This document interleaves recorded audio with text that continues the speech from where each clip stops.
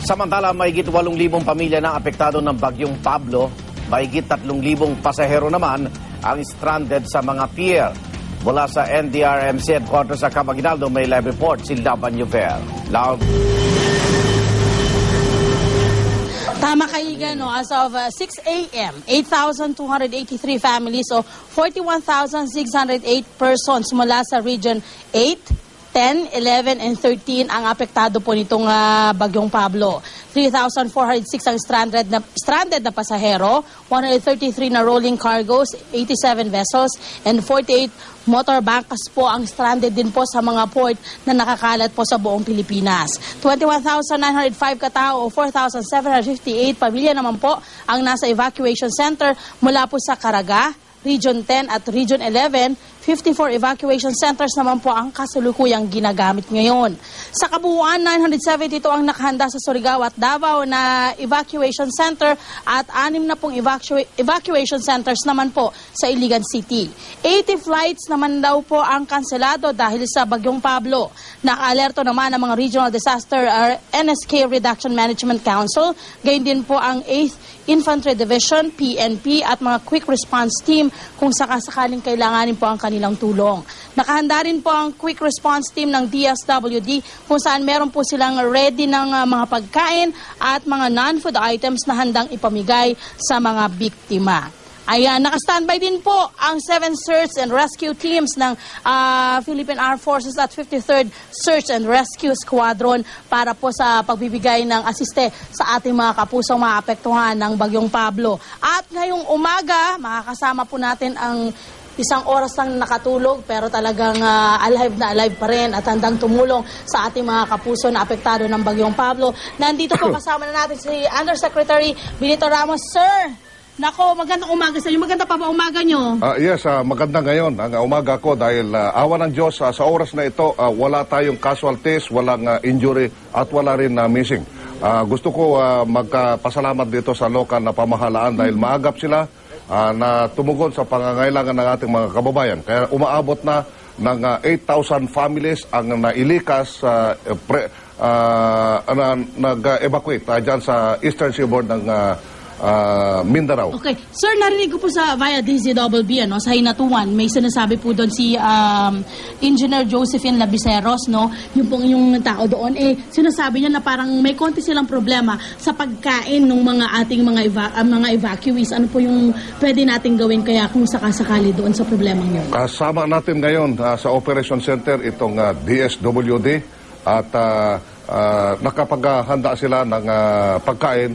Food and non-food items ay ito ay augmentation dyan sa dating pre-position ng local na pamahalaan. Kasama na rin yung Philippine Red Cross sa evacuation center sa ngayong oras na ito. Karamihan din, sir, sa mga lugar na apektado, lalo na yung mga nasa signal number 3, wala na ring ilaw, sir, wala na ring kuryente. Paano po ang dapat gawin ng ating mga kapuso kung sakasakali? Ito ay nakapaghanda rin yung local na pamahalaan ng generators kasama nila yung DSWD na napagplanuhan na ito. Kaya lahat ng evacuation centers ngayon, pwede kayo mag-charge ng cellphone dyan at meron tayong generator. At sa ngayon, may contact pa rin tayo dyan sa ating responders. Ibig sabihin nito ay hindi pa bagsak yung cell site natin. Okay. Laas nyo pong paalala sa ating mga kapuso, lalo na dun sa mga masasalanta kung sakasakali. Huwag naman sana, ng todo, itong bagyong Pablo, sir.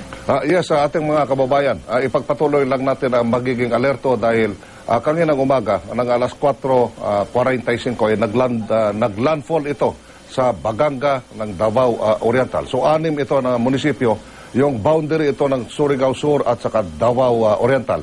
Baganga, Boston, and Katiil.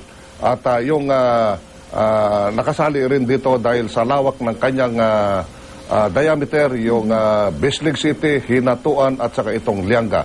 Sa ating mga kababayan na ito ay kasalukuyan pa na bubulusok dito sa probinsya. Sunod na probinsya dito ay yung Compostela Province at saka yung Agusan del Sur. Boundary ito ay yung mga munisipyo dyan sa Buena Vista, New Corella, Maragusan, Moncayo, Loreto, Josefa at saka yung Prosperidad ay meron pa tayong konting oras ito para makapaghanda at ito ay in a few hours, papunta na dyan sa Bukidnon. So yung Bukidnon, kagaya nito sa... Maghanda na. Handang-handa na rin ito. Lalo na dito sa northern Bukidnon. At meron pa tayo 2 o 3 oras na makapaghanda din sa Misamis Oriental na kung saan yung Cagayan de Oro City at saka Iligan City na kababayan natin ay kailangan lumikas na kayo ngayon. Tumugon tayo dyan sa advisories ng local na pamahalaan.